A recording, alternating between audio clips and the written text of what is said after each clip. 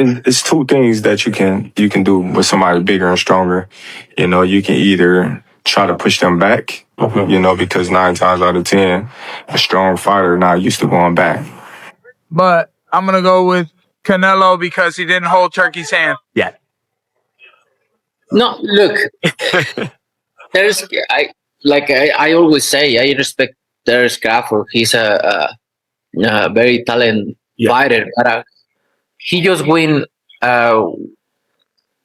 one big fight. If you see his record, he just beat one good fighter like Errol Spence is. Yes. But other than that, I don't think he's beating other great fighter like Spence. He did a really good job with Spence. He did like almost look very easy. Canelo Alvarez responds to Terence Crawford's knockouts with respect for his abilities. He admits Crawford performed impressively against Errol Spence, making the victory seem almost effortless. Still, Canelo notes that Spence is the only top fighter Crawford has clearly defeated, leaving questions about the rest of his resume.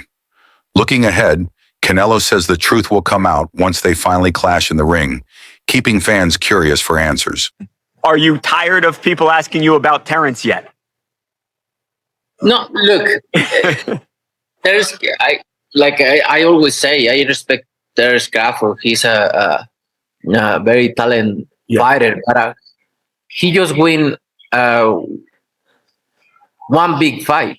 If you see his record, he just beat one good fighter like Errol Spence is. Yes. But other than that, I don't think he's beating other great fighter like Spence. He did a really good job with Spence. He did like almost look very easy. But I knew Terence Crawford is a great fighter. But you never know in boxing. We'll see. Canelo hints that he already understands Crawford's tactics and approach, showing belief in his preparation. With a grin, he adds that Turki Alalshik will be extremely disappointed on fight night since he will be in Crawford's corner, making the event even more heated and personal. Now you're going to be able to do about it come fight night. I know Turki is in your corner, I promise but look, it's going to be very difficult. He's going to be so mad that day. Believe me. I see you. I see you. You see I'm I see you too. Canelo's choice to spar with Jiren Ennis is being praised as a clever decision. Johnny Ortiz explains that Ennis is the closest replica of Terence Crawford's body build and fighting style, making him the ideal training partner. This gives Canelo the chance to study Crawford's timing, footwork, and advantages in real situations while polishing his own defense and counters. At the same time, Ennis earns valuable knowledge from working with a champion like Canelo, adding to his own career growth. Ortiz sees it as a rare setup where both fighters benefit, making it a very strategic move. Makes sense. Makes sense, and it's definitely a good experience for both. Eddie Reynoso and Canelo, shout out to them because now it shows that they serious with a real game plan, and Boots is, to me, everybody's a perfect opponent. I wouldn't say opponent, perfect sparring partner to have to replicate Crawford because they both switch hitters and stuff like that. And, they got dog in them and reflexes for sure. So it shows Canelo serious, and on Boots' end, to be able to spar a Hall of Famer, top tier guy gave him great experience, and you could tell he really wants it. It's a sport where Boots is getting an opportunity to spar a Hall of Famer. Who cares? And in reality, what the fuck loyalty does Boots owe to Crawford when it comes to the sport of boxing? I mean, Crawford didn't do shit even back while Boots was trying to get his opportunity when it was Spence and Crawford. Every time Boots' name got mentioned, you heard the Bud Clowns be like, oh, yeah, he don't deserve it. Oh, who did he fight? Oh, who this and that, man? I ain't trying to hear that shit. It's like it's different shit that you need to be woke up outside of boxing. Boxing is a sport. There's shit that we need to really come together. I didn't see y'all come together like 5 years. The Bud Clowns, because it's real fans, the Bud Clowns is bashing PBC. Everything Boots, when you bring up Boots' name, putting him down, I didn't hear like, oh yeah, instead of fighting Canelo or fighting this person, he should fight Boots. Jose Benvitz stresses the importance of Canelo Alvarez's move to bring in John Boots Ennis as sparring help. In his view, Ennis reflects Crawford in several key ways, such as frame, movement, and style. By practicing with someone so similar, Canelo can prepare his mindset for the type of opponent he will encounter on fight night. Benvids also claims that Crawford's smaller size compared to Canelo could matter when they finally fight. For him, training with a strong and stylistically close partner not only raises Canelo's confidence, but also makes him believe he already holds the upper hand before the match even begins. To give Canelo maybe a little bit more confidence that he is sparring somebody really good, and is the really good fighter, and I think that would be a good motivation, for Canelo Alvarez. I just think that Crawford is too small for Canelo. I think Canelo's too big for Crawford.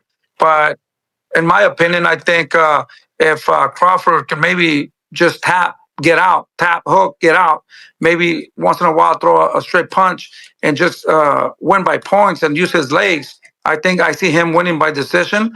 But if he tries to exchange with Canelo Alvarez, I think he's going to make a mistake and he's going to get hit with one shot and maybe he can get hurt. And that would change the whole fight, But I think he's faster. Crawford is faster and a straight punch, get out, Don't stay there to throw or try to trade with Canelo Alvarez. Okay. Fair to say. Fair to say. Now, do you feel like when it comes down to the demeanor of making that decision of bringing it in, does it show that he's taking this camp perhaps a little bit more serious than others? I mean, what do you think about just the move per se? It's very difficult to say. He's never brought anybody really good to his camp until this time. Maybe he's lacking enough of confidence, or maybe he just wants to use them to trick the people. Or, it's very awkward and very funny that he brought Ennis to his camp. So, but at the end of the day, they know what they're doing, and we got to respect that. And I think the worldwide appetite for boxing has moved into a new stage where online platforms now break records for live shows. The Netflix clash between Jake Paul and Mike Tyson drew an unbelievable 65 million viewers, making it the largest fight ever in terms of audience size. That night proved the craving for combat sports is much bigger than old expectations. Now, the coming face-off between Canelo Alvarez and Terence Crawford carries the chance of beating that record. This is more than just two fighters meeting. It is history unfolding on a global stage. Fans everywhere are waiting to see if this battle can create even more energy and attention than the Jake versus Mike spectacle. Like Jake Paul, Mike Tyson, which was obviously on Netflix as well, the biggest concurrent view was, I think, 65 million. So at one stage of a time, 65 million people were watching that fight, which is crazy, hence why it broke Netflix servers. I do wonder what this does. I think it does around 10 to 15, which is still an incredible number. The problem with these two, and I was saying this morning actually to Gareth A. Davis, like, there's no antagonizer here, is there? No one is willing to play the role of the bad guy, the heel, the bully. And you almost need that a little bit. Jake Paul was actually quite smart in the way in which he promoted the Tyson fight. Obviously, look, it's Mike Tyson.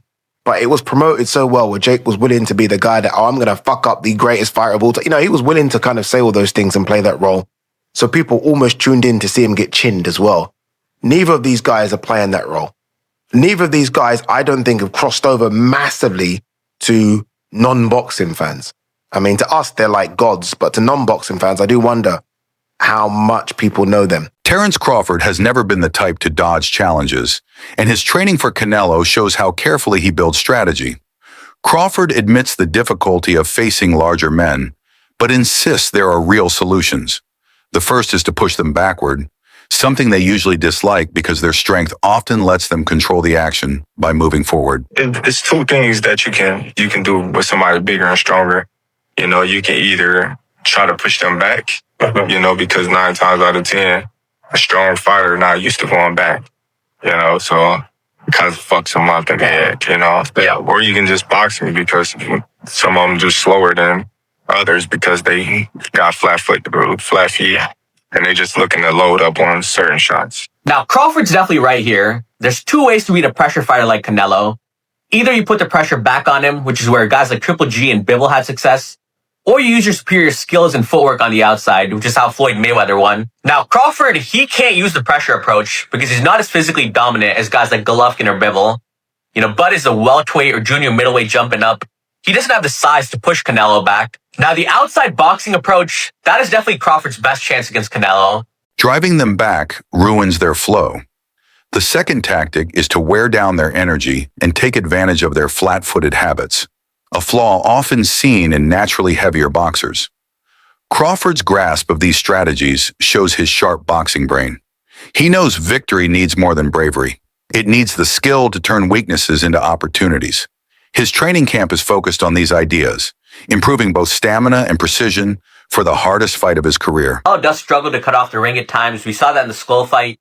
And he does load up on single shots now. But at the same time, Crawford is not the same pure boxer that Floyd Mayweather was. Mayweather rarely got hit in that shell. And his form of countering, a pull counter, for example, was, I'm not going to get touched and then I'll make you pay. Whereas Crawford's style of counterpunching is different. Bud will take one to throw 2 or 3 back. And he can't do that against Canelo because of the size and power difference. If Bud takes a clean right hand to throw back an uppercut or a hook, he's either going to get dropped or he's going to end up on his bike like Jermell Charlo. So while I do agree Crawford does have the superior skill set in this fight, but because he doesn't have the size to push Canelo back or the defense of someone like Mayweather to stay perfect for 12 rounds on the outside, I do think Canelo's size and power will make the difference in this fight. And that's why I like Canelo to win. Although much talk has centered on rivalry, Terence Crawford has expressed admiration for Canelo Alvarez's place in boxing history. He openly values Canelo as one of the last fighters from a golden generation. Canelo has battled legends and shared the spotlight with them, something Crawford respects as rare. For him, challenging Canelo is not only about belts or numbers. It is about measuring himself against someone who carried boxing's greatness. By viewing the fight this way, Crawford adds deeper meaning to the story. Well, listen, I called Canelo out because, like I said, he the last great fighter amongst the era that surpassed us. The Floyd, the Pacquiao, the De La Hoya.